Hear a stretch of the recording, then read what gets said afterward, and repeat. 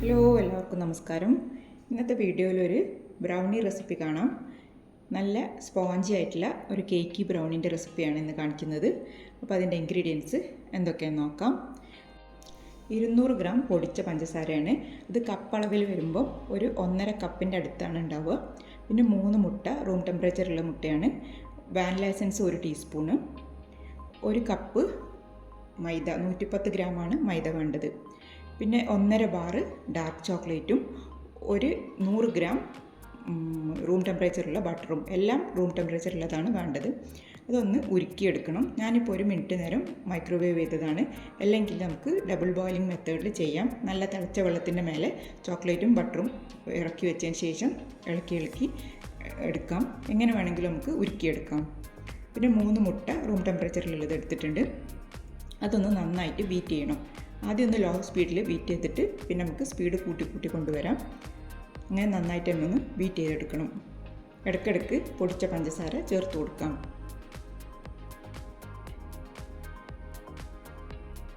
കുറേശ്ശെ ഇട്ട് ബീറ്റ് ചെയ്തെടുക്കുന്നതാണ് എപ്പോഴും നല്ലത്. ഒരുമിച്ച് മുഴുവനായിട്ടിട്ട് ബീറ്റ് ചെയ്യരുത്.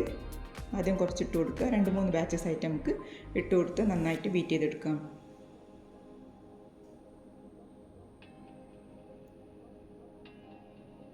വാനില എസൻസ് ചേർത്ത് കൊടുക്കാം. ഇത് വൈറ്റ് വാനിലയാണ്, അതുകൊണ്ട് ഇതിന് കളർ ഉണ്ടാവില്ല. 1 ടീസ്പൂൺ വാനില എസൻസ് കൂടെ ചേർത്ത് കൊടുത്തിട്ടുണ്ട്. വീണ്ടും ബീറ്റ് ചെയ്യാം. അതിനുശേഷം പഞ്ചസാരയും ബാക്കിയുള്ളത് ചേർത്ത് കൊടുക്കാം. മുട്ടൻ്റെ ആ മഞ്ഞ കളറൊക്കെ മാറി ഒരു ക്രീം കളറായി വരുന്നവരെ നമുക്ക് ബീറ്റ് ചെയ്യണം. സാധാരണ കേക്കിനൊക്കെ ബീറ്റ് ചെയ്യുന്ന പോലെ തന്നെയാണ് ഈ ബ്രൗണി ഉണ്ടാക്കുമ്പോൾ ബീറ്റ് ചെയ്യുക. നമ്മൾ ഫഡ്ജ് ബ്രൗണി ഉണ്ടാക്കുമ്പോൾ ഇത്ര ബീറ്റ് ചെയ്യേണ്ട ആവശ്യമില്ല. നമുക്ക് വയർ വിസ്ക് വെച്ച് ജസ്റ്റ് ഒന്ന് മിക്സ് ചെയ്താൽ മാത്രം മതി. ഇത് പക്ഷേ കുറച്ചും കൂടെ ഒരു സ്പോഞ്ചി ആയിട്ടുള്ളൊരു ബ്രൗണിയാണ്.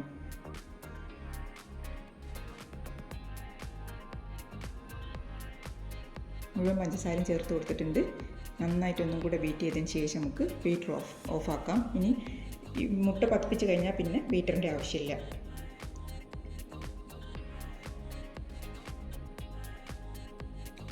നമുക്ക് ബീറ്റർ മാറ്റി വെച്ച് നേരത്തെ നമ്മൾ ഉരുക്കി വെച്ച ചോക്ലേറ്റ് ഇതിലേക്ക് ചേർത്ത് കൊടുക്കണം. നല്ല ഫ്ലഫി ആയിട്ട് നമ്മൾ മുട്ട പതിഞ്ഞ് കിട്ടിയിട്ടുണ്ട്. ചോക്ലേറ്റ് ഒഴിച്ചു കൊടുക്കാം. ഈ ബ്രൗണി ഉണ്ടാക്കാൻ തുടങ്ങുമ്പോൾ തന്നെ ആദ്യം ചോക്ലേറ്റും ബട്ടറും ഉരുക്കി വെക്കണം. എന്നാലേ അതിൻ്റെ ചൂട് നന്നായിട്ട് മാറി കിട്ടുള്ളൂ. അത് ആക്കിയതിന് ശേഷം മാത്രം ബാക്കി മുട്ടയൊക്കെ പതിപ്പിക്കാൻ തുടങ്ങിയാൽ മതി. അപ്പോൾ കണക്കായിട്ട് കിട്ടും. നന്നായിട്ടൊന്ന് മിക്സ് ചെയ്ത് കൊടുക്കുക. ചോക്ലേറ്റും മുട്ടയും നല്ല രീതിയിൽ തന്നെ മിക്സായി കിട്ടണം. മിക്സ് ചെയ്യാൻ എപ്പോഴും ഇതേപോലത്തെ വയർ വിസ്കാണ് നല്ലത്. ഇതാകുമ്പോൾ നന്നായിട്ട് തന്നെ മിക്സാക്കി എടുക്കാൻ പറ്റും. വെച്ച് നന്നായിട്ട് മിക്സ് ചെയ്തെടുത്തിട്ടുണ്ട്. ഇനി അതിലേക്ക് നമ്മൾ എടുത്ത് വെച്ചിട്ടുള്ള മൈദ ചേർത്ത് കൊടുക്കാം. മൈദ 110 ഗ്രാം മൈദയാണ്. അത് 1 കപ്പ് നിറച്ചുണ്ടാവും. വെയിങ് മെഷീനിൽ തൂക്കിയതിന് ശേഷം ഞാൻ കപ്പിലേക്ക് അളന്നെടുത്തതാണ്. വെയിങ് മെഷീൻ ഇല്ലാത്തവർക്ക് ബുദ്ധിമുട്ടാവണ്ടെന്ന് വിചാരിച്ചിട്ട്.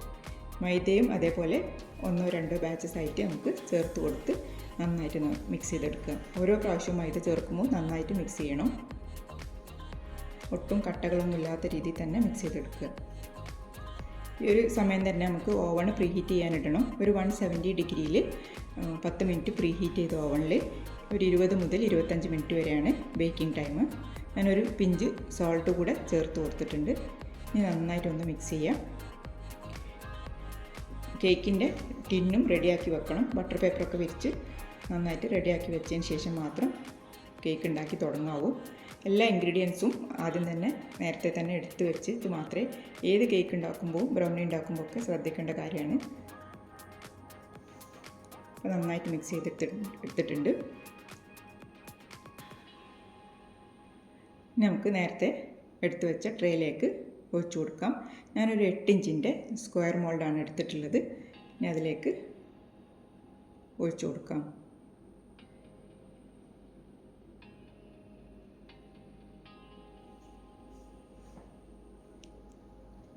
ബേക്കിംഗ് ടൈം ഓരോരുത്തരും ഓവണിനനുസരിച്ച് ചിലപ്പം അങ്ങോട്ടും ഇങ്ങോട്ടുമൊക്കെ വ്യത്യാസം ഉണ്ടാവും.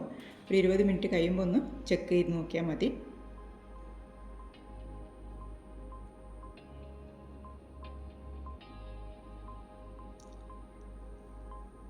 നന്നായിട്ടൊന്ന് ടാപ്പ് ചെയ്തതിന് ശേഷം നമുക്ക് ഓവനിലേക്ക് മാറ്റാം.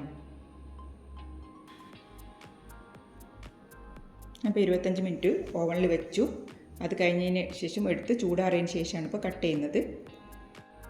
നമ്മൾ ബ്രൗണി നല്ല പെർഫെക്റ്റ് ആയിട്ട് തന്നെ കിട്ടിയിട്ടുണ്ട്. അതിൻ്റെ മേലെ കാണുന്ന ഫ്ലേക്കി സ്ട്രക്ചർ വരണം, അതാണ് പെർഫെക്റ്റ് ബ്രൗണീൻ്റെ അടയാളം. മേലെ നല്ല ക്രിസ്പി ആയിരിക്കും, അടിയിലേക്ക് നല്ല സോഫ്റ്റും ആയിരിക്കും.